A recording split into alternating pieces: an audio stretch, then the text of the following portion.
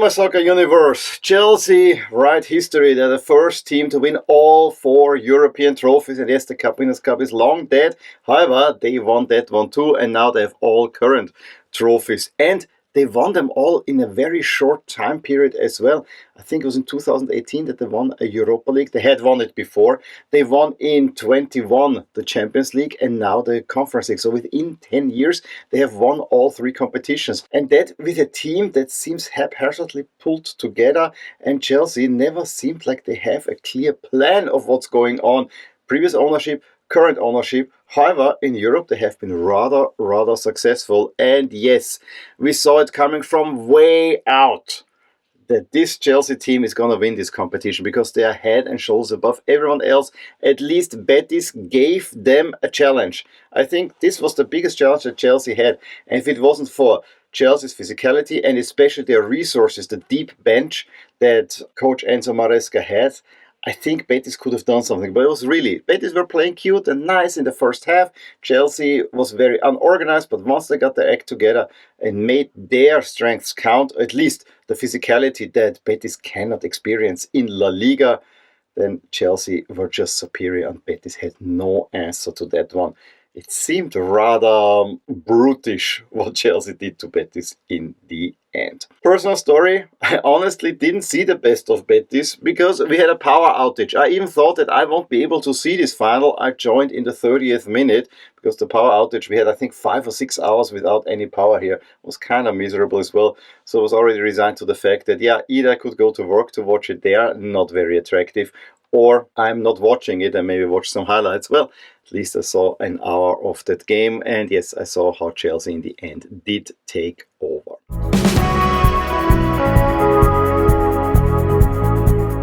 It seemed like that the field in the Wrocław was tilted towards the end where the Chelsea fans were. In the first half, Betis really gave Chelsea the ball but intercepted nicely and took advantage especially of Malo Gusto being not really up to the task of shutting down the left side. Chelsea were more concerned with Anthony and completely forgot about Upday. And again they attacked that left hand attacking side of theirs. And that's also how the first goal came. It was a ball that was intercepted. Isco then nicely finds Upday, who puts it into net in the 9th minute. Betis take the lead and they probably should have doubled that one up. Mark Bartra with a shot from far out forces Jurgensen into a save, and then also a little bit later there was a shot by Johnny Cardoso that just got deflected that also could have done something. It really seemed for at least 30 if not 40 minutes that whatever Betis was doing was really dangerous. Whatever Chelsea was doing was sluggish, without a plan, incoherent, everything that you would not expect from a favorite. However, if you've seen Chelsea play this season,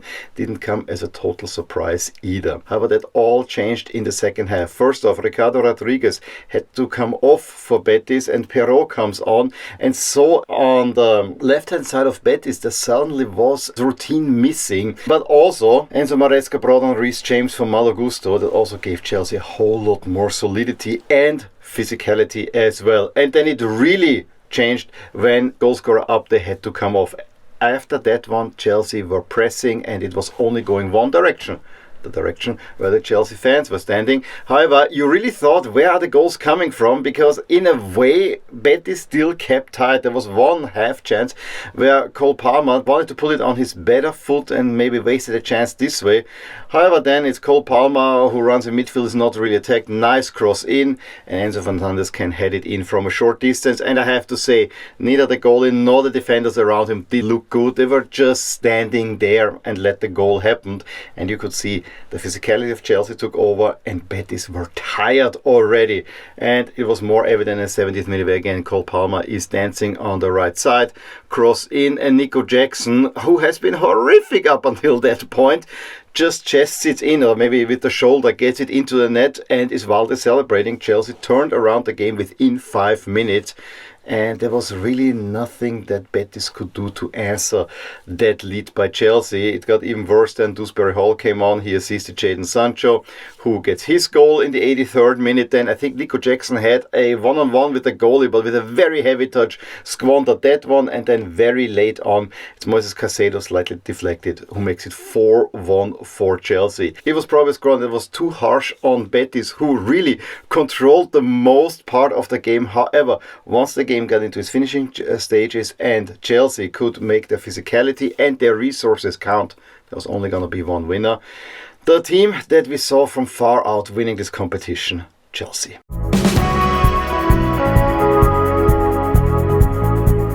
As I said in the opener, Chelsea are now the first team to win all 4 European competitions, which is a major achievement.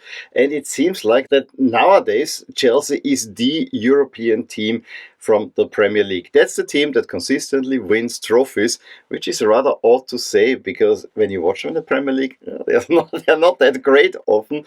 But it also tells you that Chelsea had to be not that great to fall into this competition, that they won, I want to say, in second gear. And yes, I want to give credit to Betis. For, let's say, 55 minutes, they actually challenged Chelsea. And it was coming that Chelsea will try to get an equalizer. However, once Chelsea came, they really hit the wall. And you could see it in the defending by Betis on the first 2 goals by Chelsea. The defenders were not there. And then if you have in Adrian a goalkeeper that is rather old and not up to snuff as well, yeah, that's exactly what will happen. And it also showed the level of the competition in general. I mean, these 2 teams in a competition that has higher quality will not make it to the final. Chelsea maybe has more chance for that. Betis, I don't think so. So Betis can be really nice to watch. And they are one of the fun sides to watch in La Liga. So I really don't want to take anything away from Betis there. However, Betis doesn't have physicality. And you could see this in the star player of Betis. And I'm not talking of Isco, the other one, Anthony, who was a non-factor in the game. They set out to really nullify Anthony in the first half already, where he was a non-factor. But then Malo Gusto pushing up so high and more into midfield. The left side was wide open. Betis took advantage of that. Once Reece James got in there, that hole was stuffed. And then Betis had no answer to that. And things went the way that things went. You know, I always like to comment a little bit on the trophy ceremony. Again, I am so impressed by the Ceferin medal robot. I mean, how he has the left hand and hugs the player with the right hand and is there like he's fully there and then just takes the medal and then back again. I'm really impressed by that. The trophy ceremonies of UEFA are so efficient, so quickly done. There's no additional fuss like they did with all the championship celebrations that I saw in Naples or in Lisbon and so on and so forth. It all goes bang, bang, bang, bang, bang, trophy up, everyone can celebrate. This is what you want to see. Don't drag it out all that much. And Ceferin is a huge part in that as well, especially the way he hands out the medals. I also liked how Maresca went up and then just stood next to the trophy, not knowing, you know, there's a little podium over there. Have you never seen a medal ceremony?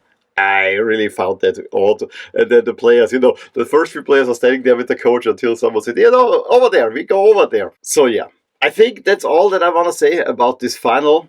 Let's talk about the competition next.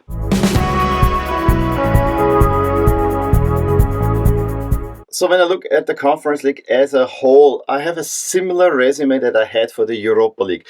The Europa League at least had some big names in there. There were hardly any in the Conference League. I mean, Chelsea is a huge name. Fiorentina is a huge name, I would argue. Betis is also a huge name. But given that there's only the, you know, mid-table teams from the top leagues in there, and most of them eliminate themselves already in the qualification round, the competition overall, I think, does suffer a little bit. Or does it? This competition was designed to give small teams a little bit of a spotlight. And so we had 2 Polish quarterfinalists who all were dreaming of a final in Poland. I'm not sure how nicely Wrocław would have found it to see 2 Polish teams going at each other. However, given all the trouble that happened in the center, I think there were Polish fans that wanted to pick up a fight also with Chelsea fans. I don't know if Betis fans were involved, but the scenes that I saw were not pretty and I really hate that.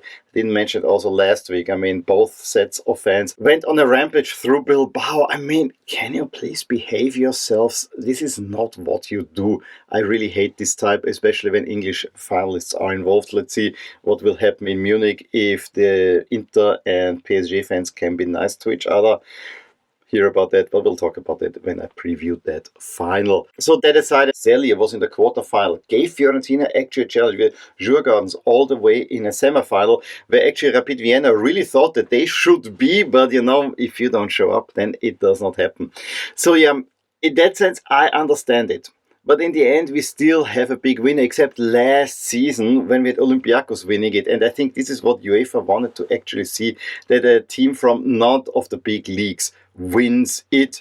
And the Conference League is made for that, except when you put Chelsea. I mean, Chelsea was like a piranha in a normal aquarium, a hungry piranha, and going through it. It always felt this way, that this was not a competition up to Chelsea's level. However, the way they were celebrating it still worked out. I think this competition could really be helped by getting some teams from the Europa League. Maybe you get something and do the same thing for the Europa League. While I can understand the outcry by fans, why is the one a catch all for the others? I do understand that part, and it's nice to know at the beginning of the season the winner will be among these teams. But for the Conference League, this was always the case, that the winner will be either Chelsea, Betis or Fiorentina, with Chelsea having twice the chance of winning it over Betis and Fiorentina, and that just didn't feel right, honestly. So yeah, I think UEFA have to think how to make this competition a little bit more attractive. I honestly, and I hate myself saying that, but I honestly would give at least the top 5 leagues a fixed spot in the league phase, so we get a few more interesting teams in there, because there's always a team from France missing out or from Germany missing out. And then you have only 3 big teams in there, because Heidenheim was not really a big team, and on they go.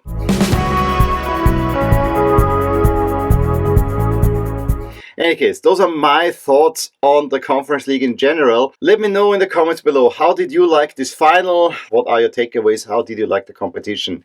Anyway, give me a thumbs up if you enjoyed this video, subscribe to my channel if you want to see more. I'll talk to you soon with more things in my soccer universe. Bye! Hey there, I really hope you enjoyed this video, and if you did, here are some videos and playlists that you may enjoy too. Also, please consider subscribing to my channel and hit the little bell icon so you get notified whenever something happens in my soccer universe. And with that, have a wonderful day. Bye!